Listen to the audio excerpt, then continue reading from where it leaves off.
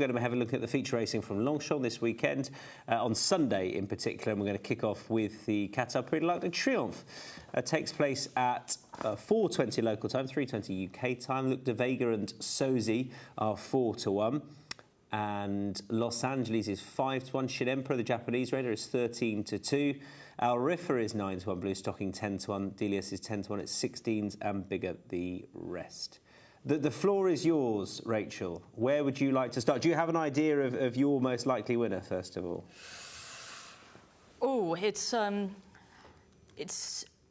to be between Los Angeles and Shin Emperor. I think the Irish Champion Stakes, that might be one of the key European races for the Raiders coming out of that. Both of them were closing really, really well over the insufficient trip, and both of them stepping back up to a mile and a half will shoot. Shin Emperor has done right that he's actually had a prep race. He travelled, and he did really well, and he's been acclimatized, and like they said today, any ground should be okay. His pedigree suggests that. Hasn't had an opportunity to run on it because you don't in Japan.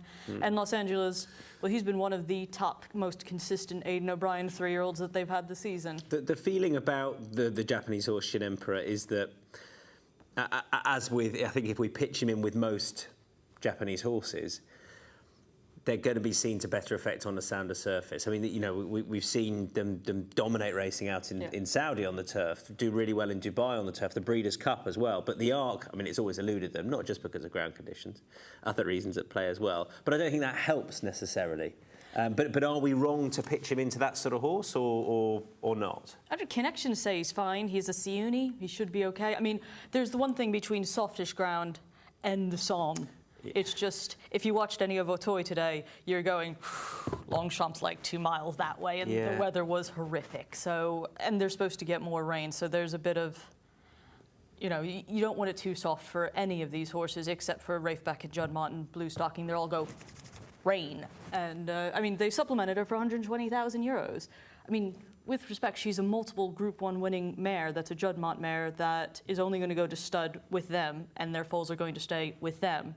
She doesn't need an Arc on her resume to still be an epic producer for the farm going forward. So the fact that they stumped up 120,000 euros suggests that they expect money back for their investment. Well, she looked pretty good in the Vermeer last time. I guess one thing I sort of feel going into this year's race is if you look at Blue Stocking's run before France last time,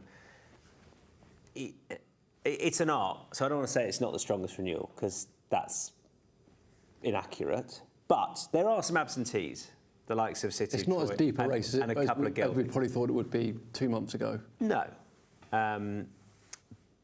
but you know, we've still got 3-year-olds dominating the betting, colts and fillies. Is that where you're looking, George? No, I'm going to throw one in at a bit of a price. I think Al Rifa is what he's done his last 2 starts. Obviously, Germany, he was impressive, and it was a very good find by Joseph O'Brien and the team to get a win in the book. But I thought that run at Sandown behind City of Troy was exceptionally good, and I think he stepped forward plenty. He had a run in America before then, didn't he?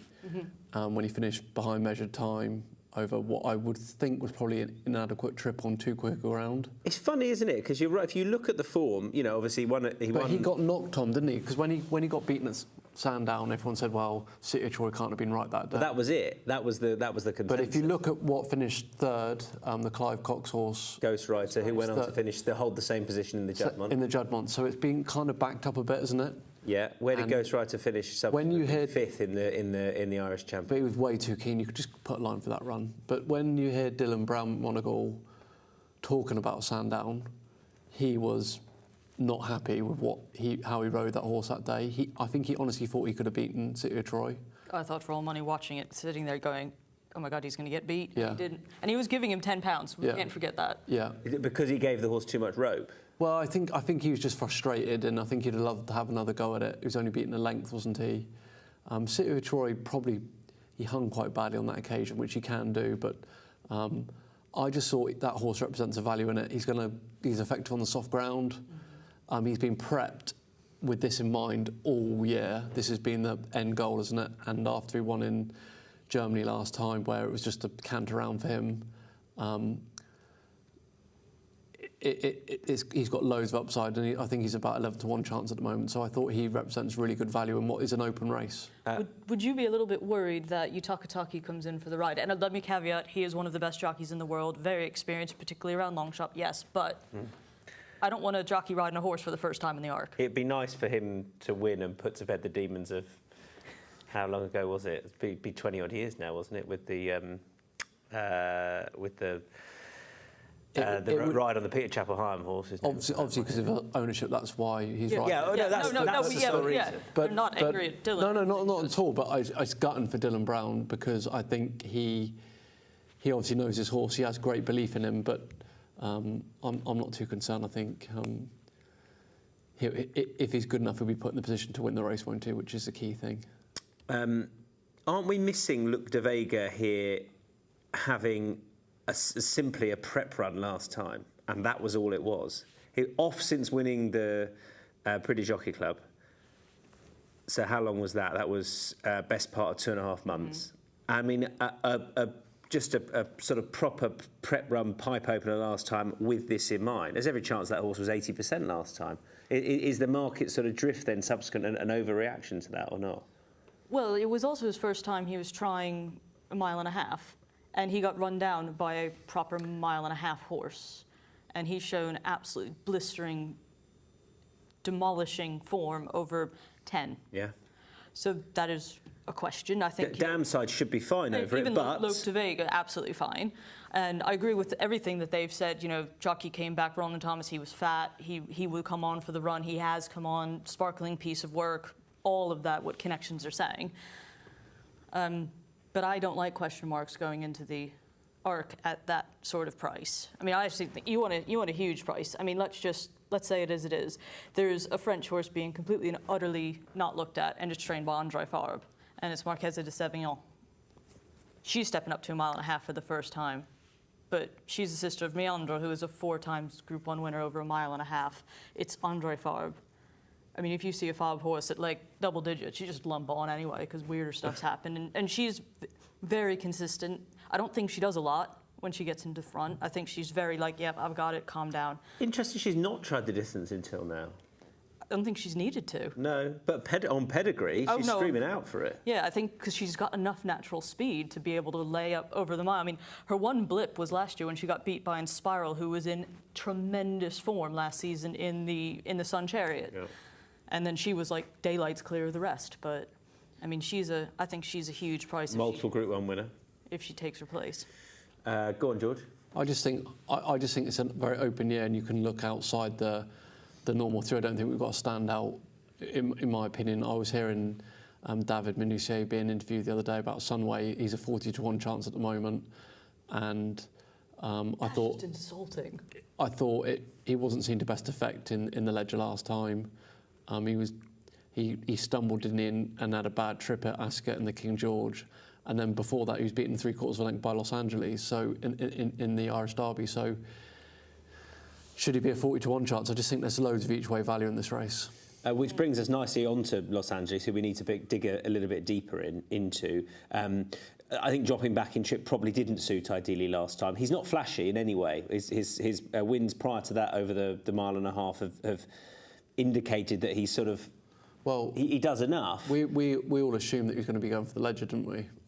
I thought that was going to be the natural progression. Well, yeah, but then Aidan put that to bed pretty quickly after the York race, where he said we've got Illinois and Jan Bruegel, but I think one thing we didn't think was that he was going to come back in trip for an Irish champion. That was a prep, wasn't it? And you just said, all you've got to hear is when I remember I was in covering for Leopardstown when he finished behind Economics, and it was very much, this is a prep run for the Arc, and it's been a catered thing, isn't it? It's going to be timed perfectly, and Dylan Brown sort of rode him to finish off, and he didn't have an overly hard race. I thought he ran tremendous in defeat to be beaten 1.25 lengths. Oh yeah, close. I mean, it was great. I mean, he's a horse that normally sits pretty handy. Yeah. All of a sudden, you see him getting choked out of the gate. You're going, excuse me, what? Yeah. But that was also when the pacemaker was sitting last anyway. But no, I think he was really properly ridden to. We know you stay, but let's just finish for a turn of foot, which at Longchamp is very important if you have that very quick gear change. Is the Prix Niel the best bit of form? it's rated, on Racing Post ratings, it's rated as the top, with Sosie getting a 1, 2, 3 off the back of that. But do we think it is? So I feel like it's probably not. I feel like Sosie's defeat of Luc de Vega is probably, because of where I think Luc de Vega would have been, not up there with what Los Angeles achieved in beating Illinois, possibly in getting a length and a quarter to within a length and a quarter of economics. It's probably not up there with what Al Riffa did at Sandown.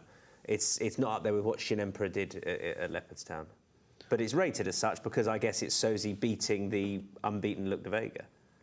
Yeah, I don't think it's the strongest form in the book. I think the Irish Champion is the strongest form in the book myself, and I think Shin Emperor and Los Angeles both were definite preps, weren't they, for this race? And I think that's a key thing to take note. I think there's a lot of disappointed people with Luc de Vega, weren't there, last time? And I suppose it was a manner of probably not quite getting home over the 12 furlongs, maybe getting tired, but I know everyone was prepared that it was a prep run, but we still, to be beaten 3.5 lengths, I'm just not sure for me that that's what everyone was kind of expecting. They thought there was going to be more, didn't they, for sure? But after they did that work, though, apparently when they weighed him, he weighs 11 kilograms less now than he did when he ran in the Niel. So I guess Luc de Vega? Yeah, in horse form, that's tightened up. Yeah. So that's a lot.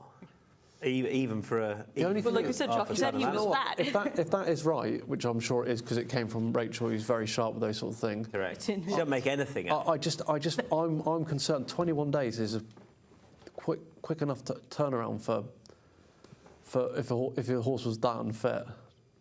He is a big horse too. I mean, do you know what I mean? I'm just thinking out loud. It's kind of. I'd be much preferring the 2 prep runs which we saw in the Irish Champion Stakes from Los Angeles and the Japanese horse. Just dig a bit deeper with Sosie. I feel like we're sort of half discounting him because Luc de Vega may not have been fit last time. Sosie was still off the back of an absence and subsequent, or prior to that, sorry, was beating Illinois. And on a line through Los Angeles from York, that looks pretty good, right? Yeah, I mean, the one thing that Sosie has in his favour is he's run over 1.5 miles twice in his career, and he won the Grand Prix de Paris, he won the last French Classic, and he won the Niel. And he was beaten in the Jockey Club by Luc de Vega, and then they reversed form. And yes, there was gaps involved, there was breaks involved, prep runs, etc. But is there the question that over 10 is Luc de Vega the better horse, whereas Sosie, add the extra 2 furlongs, he's improving past him. My final question is continuous. Looks as though it's going to be the Mount of Christophe Soumillon, just 2 in the race for Aidan O'Brien, probably. Continuous, do we think he's good enough or not, George? No, I don't think so. I think he's run to a high level and he's got a high enough rating. I think he's rated officially 118 now, but he's been lightly raced this year. Obviously, he needed his first run back at Ascot, and we're all aware of that behind Isla Jura. And he got the job done at the Curragh, didn't he? That was a prep, and then I thought he was slightly disappointing last time. Interesting ride, though, for Christophe Soumillon. The likely one, anyway, that he's going to ride for Aidan O'Brien. Watch live racing now on racingtv.com.